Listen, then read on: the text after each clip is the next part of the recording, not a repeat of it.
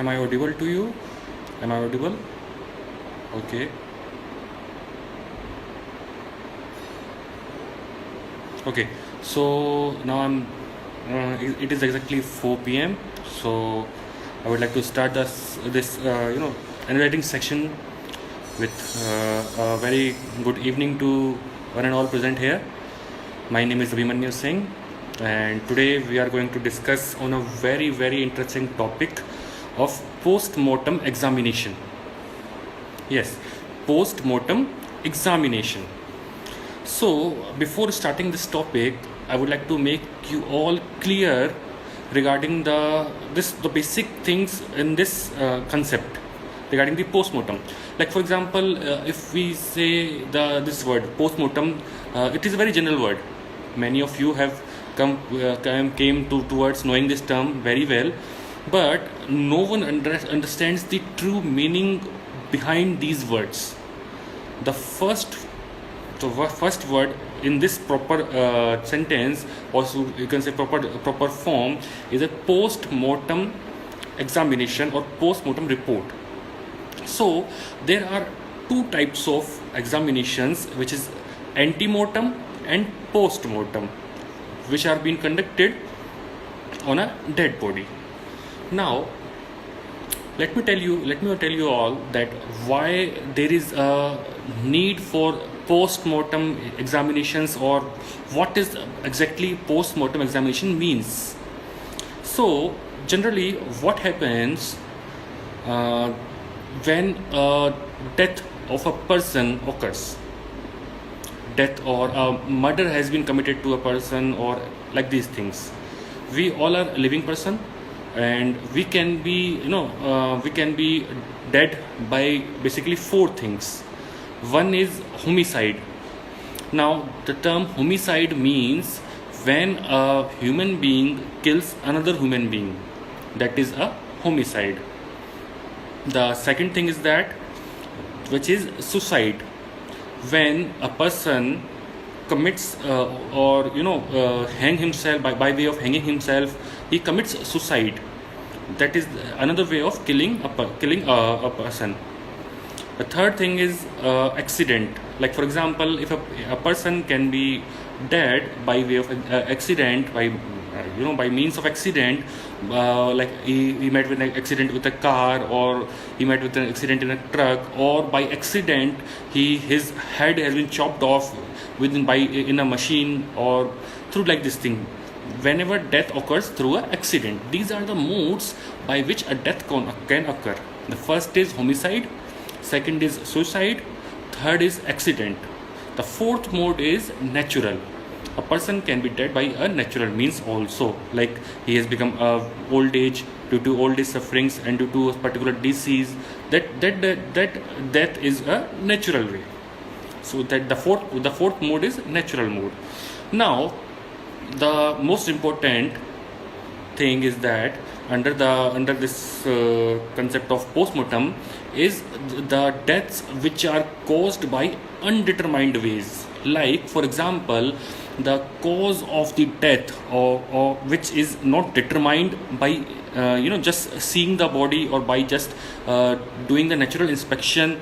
The police or the other person are unable to determine the main cause of the death, that by what cause or by which cause this person has been dead, or death has been occurred to this person. So this last important mode of death, which is undetermined mode of death, in this particular mode the concept of post-mortem examination exists. Now what happens is that when a person is getting died, or he is becoming deceased, then if the police person or the relatives of that particular person are unable to know or determine the cause, the main cause, the actual cause of the death of the particular person, then this post-mortem examination are being conducted to determine the actual reason behind the death, or the actual cause which led to the death of that particular person. So there are two types of examinations which I was talking about. One is antemortem and second is postmortem. So in antemortem, what happens is we test or we examine the body, and we test all the injuries, all the happenings before his death. Like for example, if a person X has been dead, now we want to do his antemortem examination. For that thing, what we do, we will check that before his death, before the death of that particular person, what injuries he suffered. Like for example, if a person was suffering from cancer, or like for example, if a person suffering from any disease which is incurable, now after his death we will inquire that what kind of diseases he was suffering from, or what kind of injuries he suffered just before his death. And post-mortem is like the injuries after his death. Like for example, let me give you examples. Antemortem is before death and post-mortem is after death. That is the basic difference between both of these. Now, if we talk about the manner of death, we have already discussed all the 4 points or all the 5 points regarding the manner of the death. The next thing is that we need to understand here is what is medico-legal post-mortem in India. I am using the term medico-legal. The reason behind using this term medico-legal in India is because we do post-mortem just for the sake of doing the legal framework or calculating all the causes or showing all the causes, all the reasons of the death of that person, because we need those reasons in our legal fight or in the legal way. Because the basic motto behind doing the post-mortem is getting information regarding the death of that particular person, which we require, which we need in the court of law to give evidence regarding the causes of the death of that particular person. Now, in forensic pathology, the pathology is termed as the science of the science in which we study all these forensics and other things like postmortem, etc. It is called as pathology. So in forensic pathology, post-mortem examination is called as autopsy. You all are law students, I guess, and you must have already heard about this term autopsy. So in forensic pathology, the term post-mortem report or post-mortem examination is termed as autopsy. So sometimes we say it as autopsy report, or sometimes we say it as post-mortem report. It is one of the same thing. Now, the purpose behind making autopsy or medico-legal post-mortem is to determine the cause and manner of death. That what was the cause and what was the manner in which the death of that particular person has been caused. Now, there are two kind of autopsy here, which we are going to discuss here. Is one is a medico-legal autopsy and second is clinical autopsy. In medico-legal autopsy, here we are discussing the two types of post-mortem examination or medico-legal post-mortem. They are medico-legal autopsy and second is clinical autopsy. Okay. So in medico-legal autopsy, it furnishes the evidences to the law, like what medical evidences which we have gathered during the post-mortem examination of that particular person. That is medico-legal autopsy, which gives us legal evidences to show in the court of law. That is called medico-legal autopsy.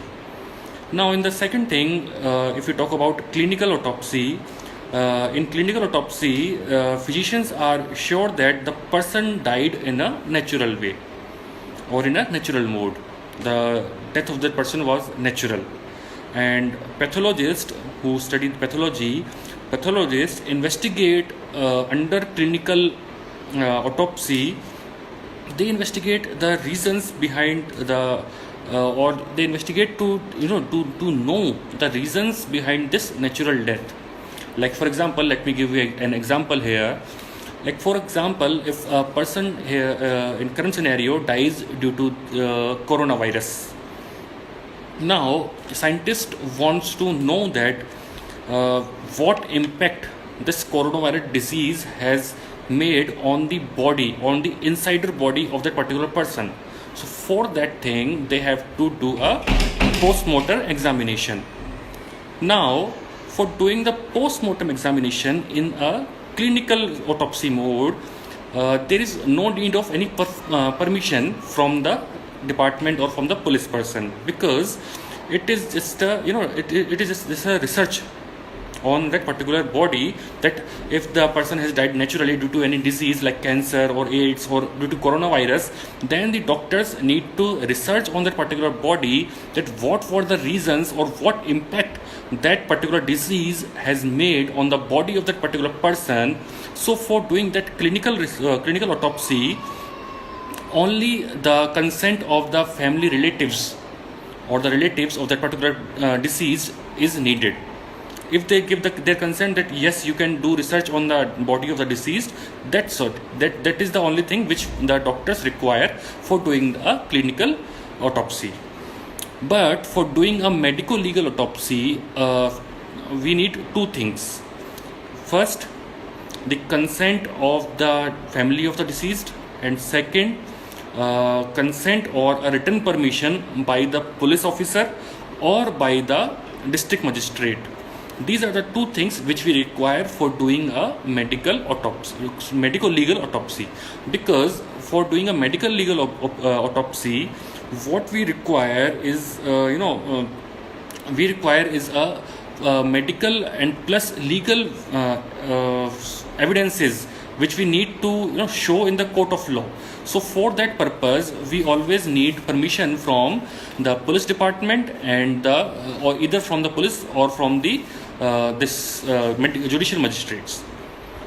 Now this concept has been cleared to all of us, that what post-mortem report is, what are the manners, what are the modes of death of a person. Like for example, I have already discussed, one is homicide, when one person kills another person. Second is suicide. Third is accident. Fourth is natural, and fifth is undetermined, where we cannot determine the cause of the death of that particular person. For that particular thing, we need a post-mortem examination, and post-mortem examination is been called, in forensic pathology, it has been termed as autopsy. And autopsy is of two kinds: medical legal autopsy and clinical autopsy. Medical legal autopsy is for getting the legal evidences which will be used in the court of law, and clinical autopsy is used for basically for doing research on the deceased body. That's it. Okay. Now, in the medical legal autopsy or the post-mortem examination, there are two phases which all the doctors or all the surgeons who do the post-mortem examination, they conduct. These two phases, or you can say these two steps during which they conduct the post-mortem examination. So the first phase or first step for doing a post-mortem examination is examination of external body. That is called external examination. Like if you see the format of the post-mortem report, you will see the heading as post-mortem report of particular person. The first subheading will be external examination. Now from the word external examination, you can easily get the idea that when we do external examination in the post-mortem, what we do is we examine the external or the outer body parts of the deceased person. Like for example, if some deceased person has received an injury on his forehead, like here, if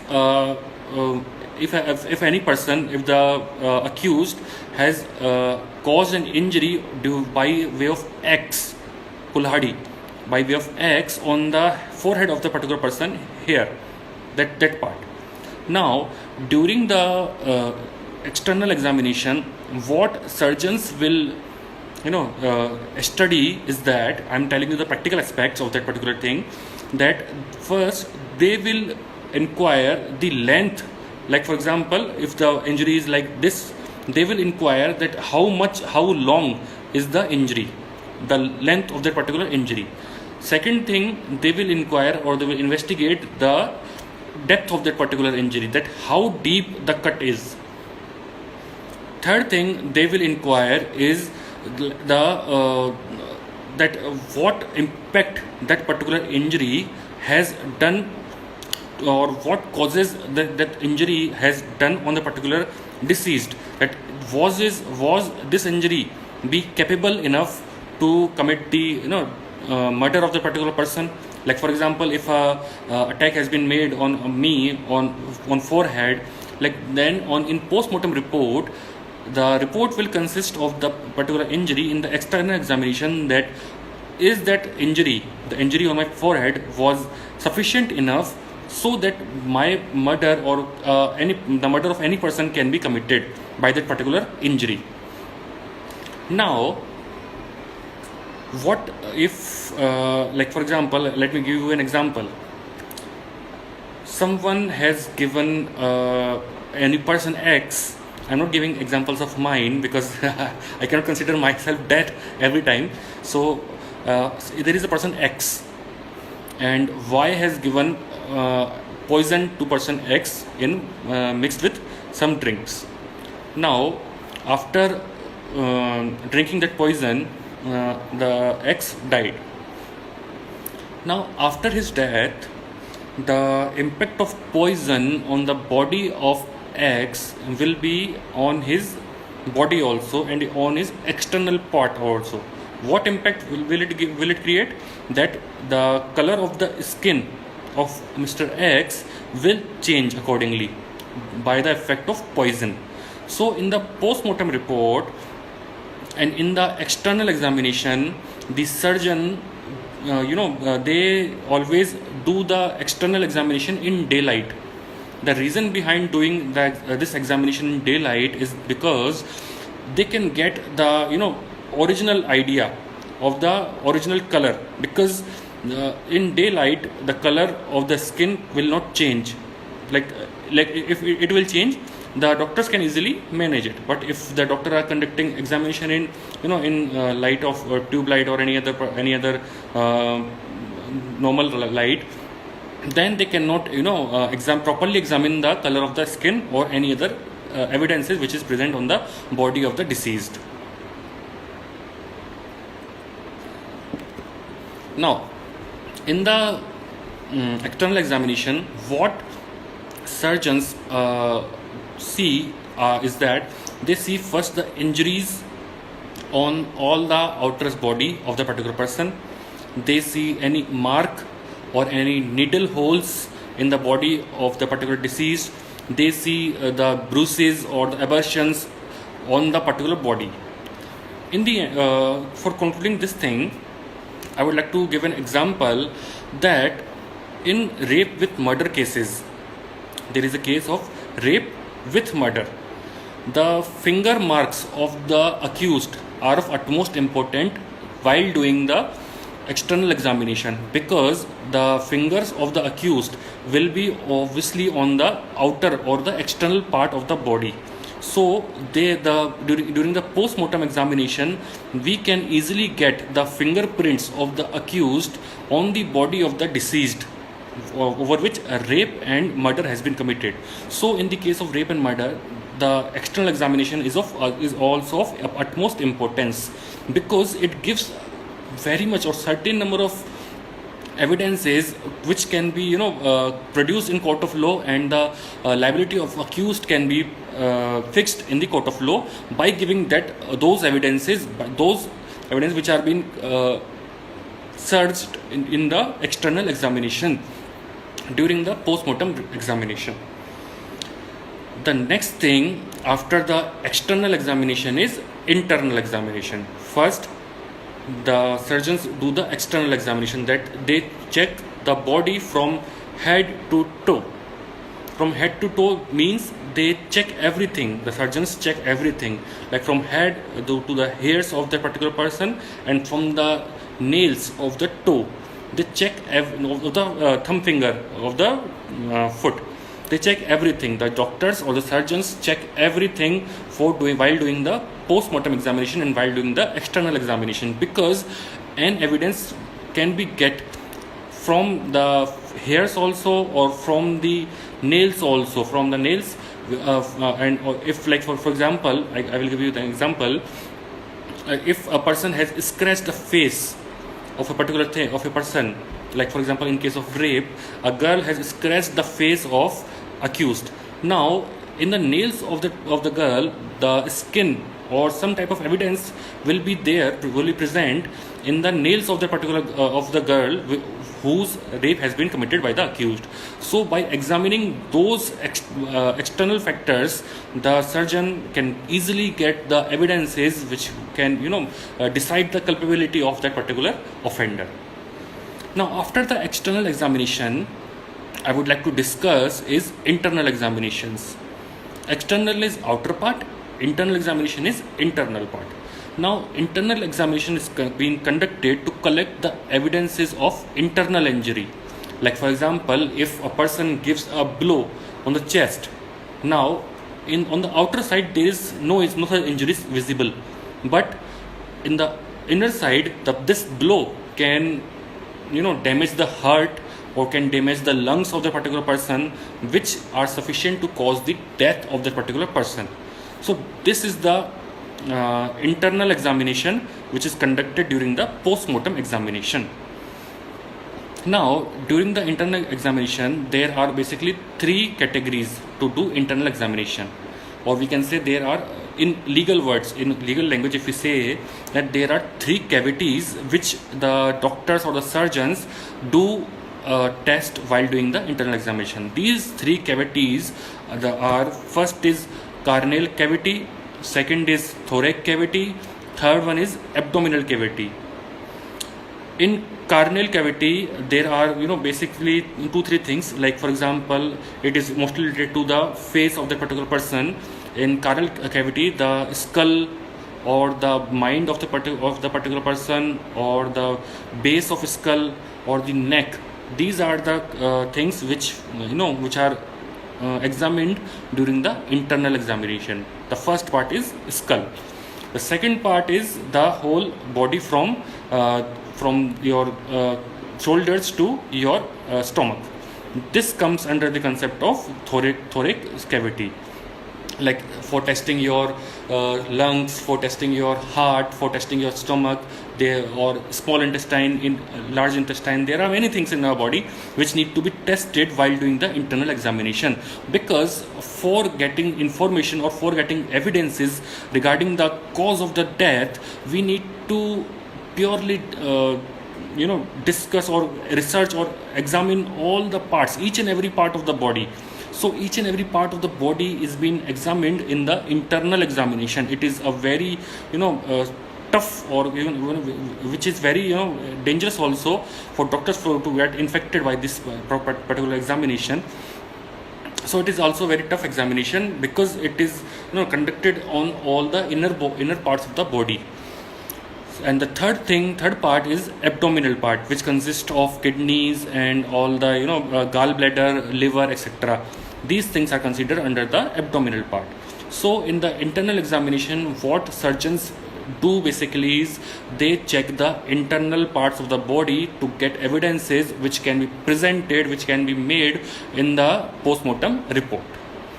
By that, they can easily define the cause of the death of a particular person. Like for example, in the case of giving poison, when a person is given poison and death has been occurred or caused of that particular person, what happens is that the internal parts of the body get affected by the poison.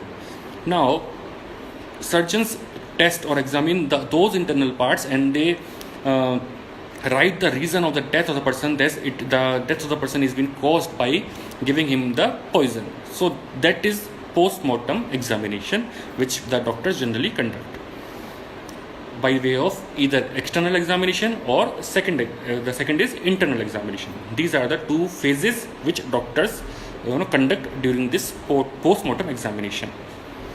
Now I would like to talk about the purpose, why it is necessary or why post-mortem examination is being conducted.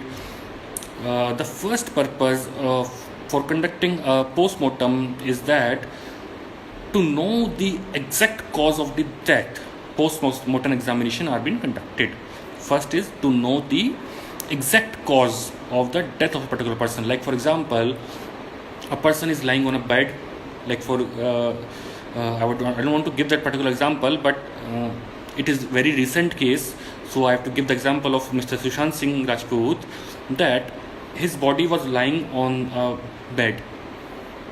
Now, by seeing the body, the police person can easily get an idea that yes, by seeing the mark on his neck, that he has hanged himself from the fan by the use of his bed sheet, by seeing the mark on the neck. Now, what if he was administered poison before he was hanged on the fan? Or what if there was some other internal injury which caused his death? So for getting information, for getting evidences regarding all these things, post-mortem report is very necessary to get the exact cause of the death. Now, there must be a post-mortem report. A post-mortem examination has been conducted to Mr. Sushant Singh Rajput also, of which report has to become, and it will definitely, according to me, it will definitely give some evidences regarding the exact cause of the death of the great actor. The second point, the second purpose for doing the post-mortem examination is that to find out the circumstances of the death. Like for example, under which circumstances the death of that particular person has been occurred. Like if a woman has administered poison, or if a person is burnt, and due to those the injuries suffered by the burn, the fire, his death has occurred, or due to the circumstances of ossification, or like other, there are many ways in which the death of a person can occur. So for getting the circumstances in which the death of person has occurred, post-mortem examination is very much necessary. The third point under which we want to discuss is that under this purpose is to establish the identity of the deceased. Like for example, in most of the rape and murder cases, what accused do is that they destroy the face of particular victim. Like after committing the rape, what accused do is first they murder that particular girl, and after murdering her, they destroy the face of the particular girl so that her identity cannot be revealed. No one can know that this was the identity of the particular girl. So for getting the identity of the deceased, post-mortem has been conducted. Like they will give the exact details, or like they will get to know about the DNA of the particular deceased, by which the identity of the deceased can be known. The fourth and most important point is that the period of the post-mortem report knows or gives us the period during which the deceased survived after receiving the injuries. Like for example, if a person met with an accident and he survived for at least 1 hour, this also can be examined or can be researched during the post-mortem examination. This is also very helpful because if we get the exact time, like for example, the deceased was live for 4 hours before dying, so that he got very much time to save himself or to call any other person, that can be determined in the post-mortem examination. So So this is the purpose of post-mortem examination, for which the examination is being conducted by the police person and by the request of the police person, and it is being conducted by the surgeon in the medical hospitals. The next purpose for conducting post-mortem examination is to know the type of weapon which is used for murdering the particular person. Like for example, if the murder is caused by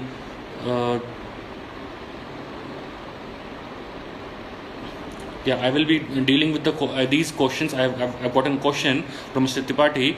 Mr. Tripathi, I will be dealing with the questions later on. I'll give you 15 minutes after this, after my session. You can ask such questions after this. Okay. No, so now the next purpose for this post-mortem examination is we get to know the type of weapon which has been used for committing murder. Like for example, if a murder has been committed by pistol, so during the post-mortem examination, the doctors will search the bullet inside the body or the injury caused by the particular bullet.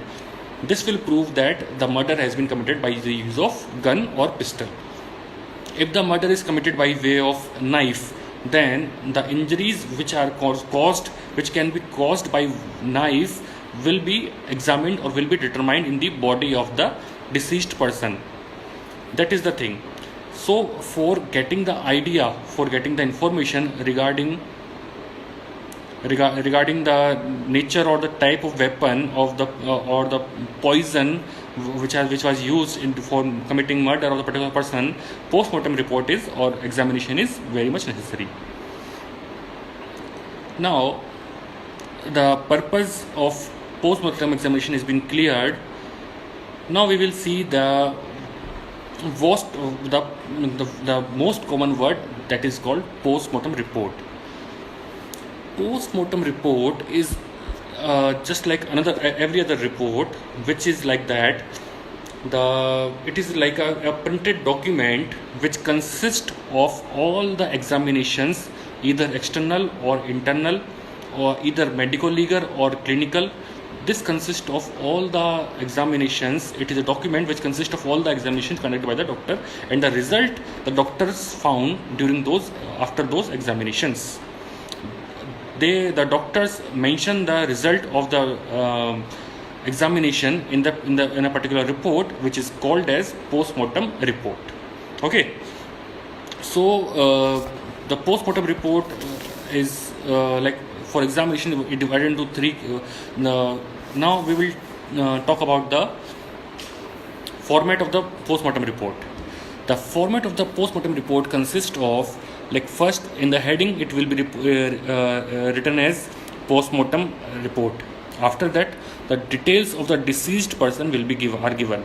Like for example, deceased name, deceased address, deceased the height of the person, weight of the person, and like injuries suffered. Now in the injuries suffered, there are two categories. First is external examination, second is internal examination.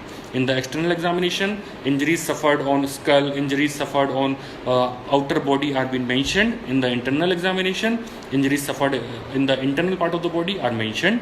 After that, in the last, a verification form is there.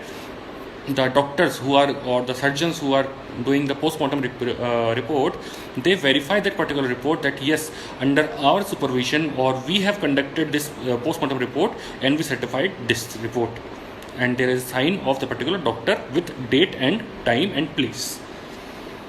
Now there are some points which can intervene in the post-mortem report.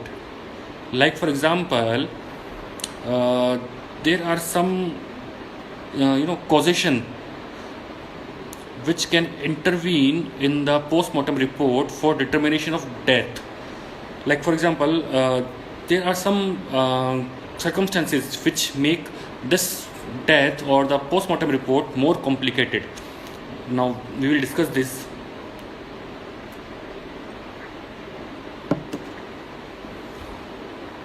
The first is Like for example, I'll explain everything with examples. Okay.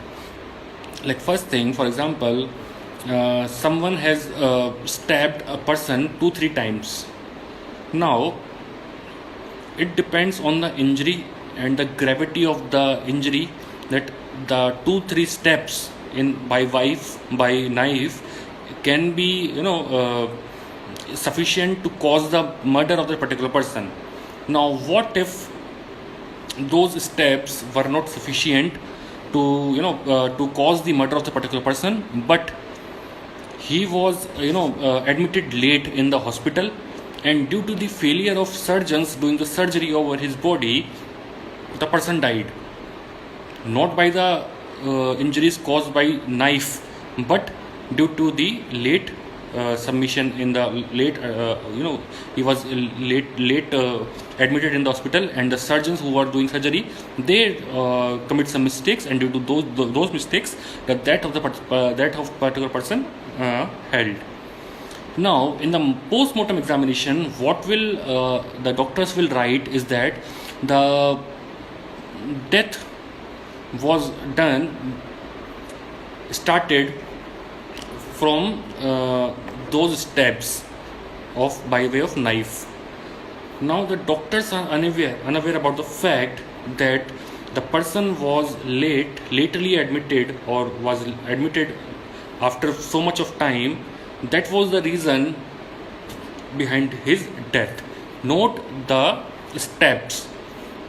So that thing make complicate the case. The second thing which complicate the case, when there are multiple injury by multiple persons. Like for example, X was attacked by 4 persons. One person attacked him through by way of lathi, one person attacked him by way of knife, one person attacked him through gun, and one person attacked him through chain. Now we can easily understand that by way of lathi, chain and knife, small injuries can be committed, or these injuries are not sufficient to cause the murder of the particular person. But gun can, by shooting a person through gun, can easily commit murder, or can be can be the cause for can be sufficient cause for committing the murder of a person. Now the doctors who are doing the medical examination of the particular person, post-mortem examination of the particular person, are unaware of the injuries. Like for example, doctors are unaware that this injury is been committed through knife or axe, or through by any weapon, any other weapon, through a big knife or a small knife. They are unaware about that thing. These things, when there are multiple injuries and there are multiple person, this complicate the case, because doctors can say that yes, the death of the person can be caused by the gun also, or can be caused by steps by use of knife also. So they cannot determine the actual reason of the death by way of post-mortem report also. So here comes the concept of evidentiary value of the post-mortem report. When doctors cannot determine the actual cause of the death of the person, then what will be the evidentiary value of post-mortem report in the current scenario? So let us discuss this thing. So according to law, the post-mortem report is a crucial evidence in a murder case. In a murder case, post-mortem report is a very, very crucial evidence. But it is not a substantive piece of evidence. It is just a corroborative evidence, which has to be corroborated with facts also. Like for example, in case of murder, if post-mortem report says that the murder has been committed by way of using knife, by or the judge cannot give the judgment only on the basis of post-mortem report. The counsel or the advocate from the prosecution side has to prove also by way of eyewitnesses and other corroborative evidences that murder has been committed by that particular accused. the judge cannot give the judgment only on the basis of post-mortem report. That is all the evidentiary value of the post-mortem report. Now let us discuss the evidentiary value more clearly. That under section 45 of the Indian Evidence Act, there is a term called expert opinion. The post-mortem report also falls under this concept of expert opinion. Let me give you an example of opinion. The post-mortem report is just an opinion of the doctors that yes, according to us, in our opinion, the death of a particular person can be or might be committed by this particular reason or by this particular injury. That is just the opinion of the doctors. Okay, so section 45 talks about this thing. Now, if we talk about the exceptions of this section, which is given under CRPC under section 293, that certain surgeons are not, they cannot be compiled, they cannot be made mandatory that you have to go to the court to give your opinion regarding particular offense. This is the exception which we will discuss later on also. The evidentiary value of the post-mortem report is under the has been discussed in various case laws. The first case law for which the post-mortem report, the evidentiary value of post-mortem report came into the eyes of law, was most important, that Kehar Singh versus State of Delhi, the case of Indira Gandhi murder case. In that particular case, there were lot of eyewitnesses, like hundreds of eyewitnesses were there. They were ready to give their witness or their statements that yes, this person has committed murder of Miss Indira Gandhi. But there was a post-mortem report also. So the Honorable Court held that if there are so much of evidences or so much of eyewitnesses are present here to give the testimony, or they are testifying that yes, the murder has been committed in front of their eyes, so there is no need of post-mortem report to justify those statements. Yes, there was no need of post-mortem report, so the judgment was given on the basis of the or the witnesses or the information given by the eyewitnesses. Now, second case which laid the foundation of evidentiary value of post-mortem report was Sovan Kisku versus State of Bihar in the year 2006, where the Honorable Jharkhand High Court held that the contents in a post-mortem report could not be proved if the doctor who conducted the post-mortem report was not examined. Because in this case, what happened was that the doctor was not cross-examined or cross-examined in this particular case. Now, what happened is that in that particular case, the doctor was, on leave, but by whatever reasons he was on leave.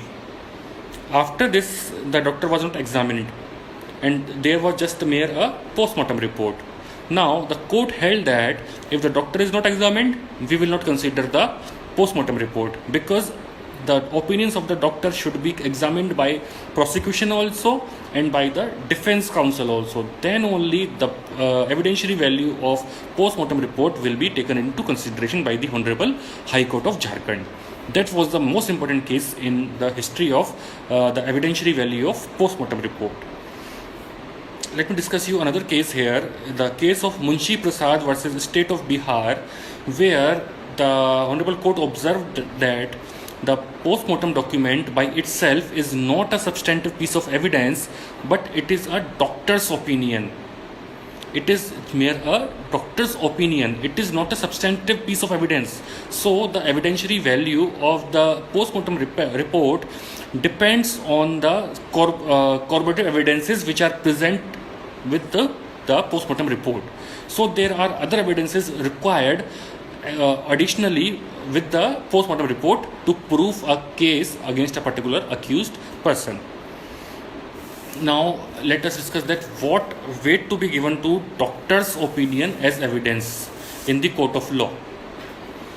So the opinion of a doctor is relevant in situations in which such opinion is helpful to the court in arriving a conclusion, because for arriving a conclusion the opinion of doctor is of utmost important, but opinion given by one doctor is not considered. With probability, the court has no liability to go by that opinion merely because it is said by that particular doctor. It has been observed in the case of state of Haryana versus Bhagirath, that doctor's opinion is just merely an opinion. The court cannot determine the whole judgment based on that particular opinion of the doctor.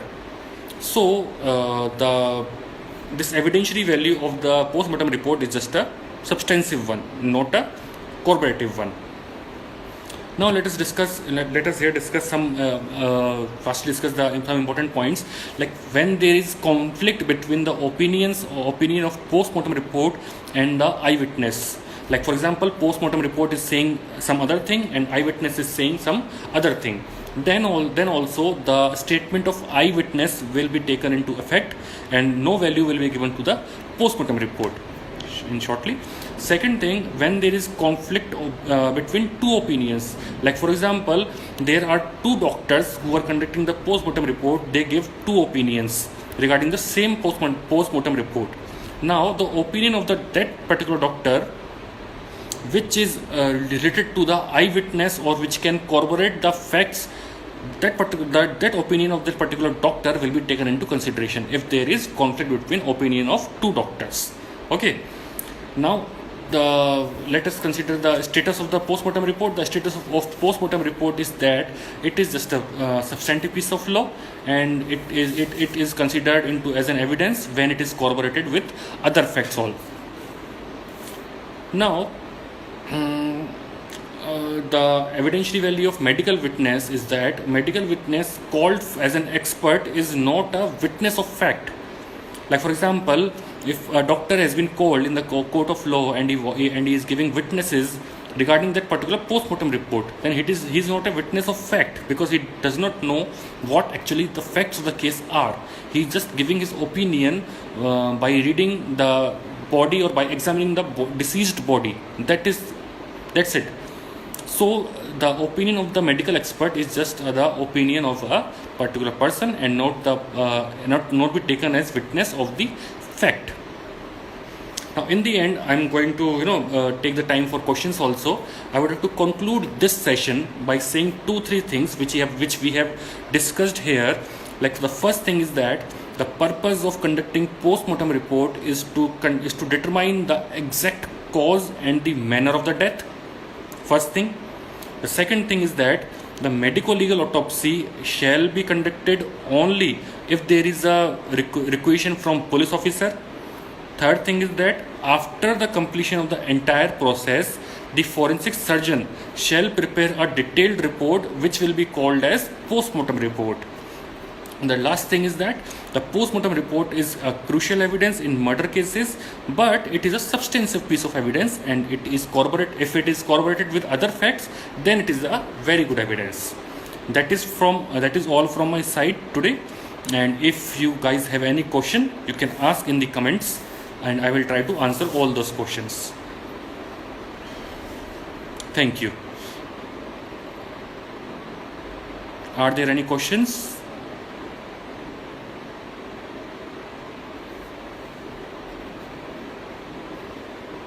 Yes, there is a question from Vartika that, sir, what if eyewitness is lying and post-mortem report is genuine and saying everything right?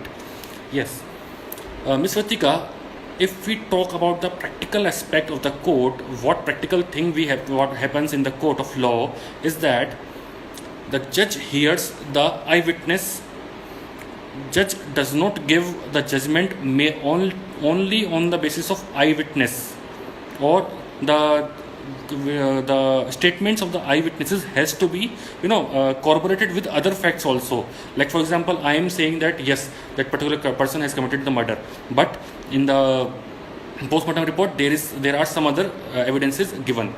So the court will ask me that you are giving this particular you are the eyewitness of the particular thing.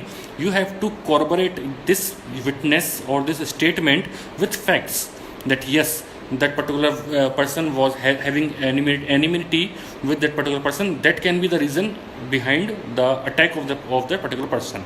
So if the person is lying, if the eyewitness is lying, the court will automatically know that yes, this person is lying. And if there is contradiction between post-mortem report and eyewitness, then if the eyewitness is lying also, then the court will give more importance on the particular eyewitness and give less importance on the post-mortem report. Because in the court of law, when a person is saying some making some allegations, he is of more importance than just opinion of a doctor. Okay. The next question is, sir, is it possible that no exit wound by the bullet was found when entry wound was 2 inches to the right of the heart and 2.5 inch top of the middle? And if yes, how? This is a very practical question asked by Mr. Suregli guy. Yes, it can be possible that no exit wound of a particular of the bullet can be found, because the bullet can stuck in any part of the body, and it can be stuck, and the exit wound cannot be found during the post-mortem examination. It can be possible. And if it is possible that what was the question? Wound was 2 inches.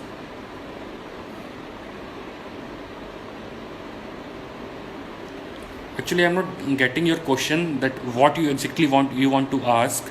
That found when entry wound was 2 inches to the right of the heart and 2.5 inch top of the middle. And if yes, how? There are many circumstances. There are many cases in the post-mortem report that yes, the bullet was was stuck inside the body of the particular person. The bullet was stuck in the heart of the person, and there was no exit wound. This inch thing is is unclear to me. So please ask the question clearly. Thank you. Is there any other question?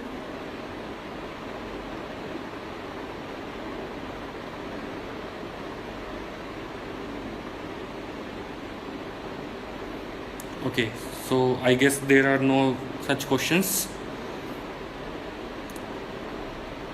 Okay, sir, what if the bullet was fired from a point blank range and yet no exit was found? Okay, I got your question. Now, yeah, I got your question. That yes, bullet was found from this thing, like the pistol was kept on head and the bullet was found. Okay, is it possible? Yes, it is possible. There are many cases where bullet was started from the head only, and the bullet was fired from this distance, and there was no exit point from the back side. There were many cases. It is possible that bullet can stuck in the skull of the body. There can be possibility regarding this thing. Okay, because the bones inside our body are very, very strong. So it can be possible that the bullet which is fired on point blank range can stuck in the head or in the skull of a particular person. Okay, so I guess there are no other such questions. I would like to end here. So I would like to thank Desi Legal, Desi Kanun, for giving me an opportunity to to do this session. Thank you so much.